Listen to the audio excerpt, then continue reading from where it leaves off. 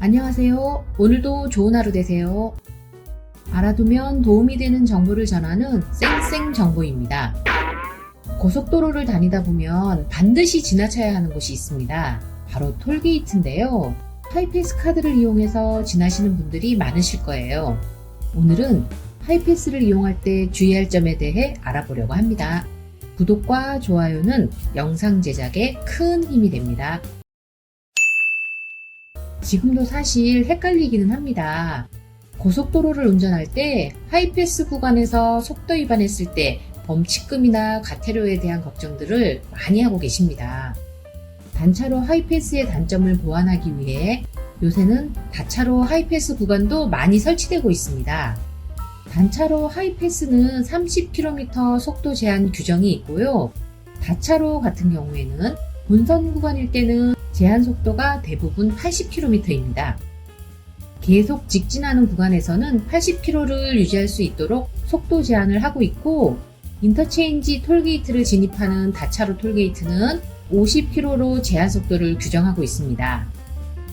과거부터 있어왔던 단차로 톨게이트는 30km, 현재 계속 설치되고 있는 다차로 톨게이트는 제한 속도가 80km에서 50km로 제한되어 있는 것이죠. 그런데 여기서 속도 위반을 하면 범칙금이 나온다, 과태료가 나온다, 이런 것들에 대한 얘기들이 많았습니다.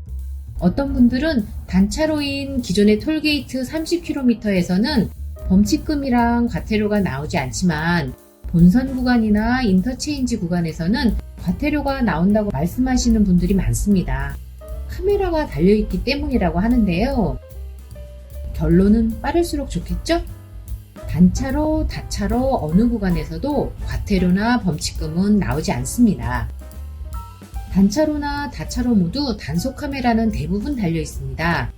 그런데 대부분 정보 차원에서 이 내용을 수집하지만 단속으로까지 이어지지는 않습니다.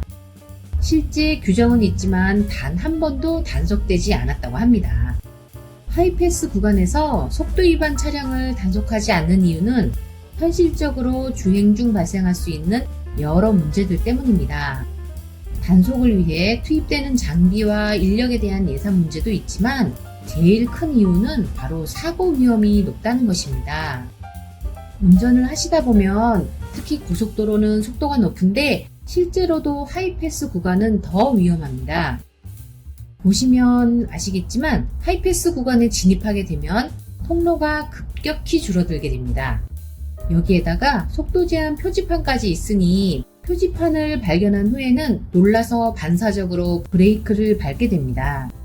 빠른 속도로 진행하시다가 톨게이트를 지날 때 갑자기 속도를 줄이지 마시고 그대로 진행해 주시는 것이 안전에 도움이 됩니다. 멀리서 일정한 속도 이상으로 달려오다가 갑자기 좁은 구간에 진입하면서 속도를 급하게 줄이다 보면 사고가 날 수 있는 위험이 훨씬 더 커진다는 것 기억해 주시고요. 사고 없이 안전한 운전이 되었으면 좋겠습니다.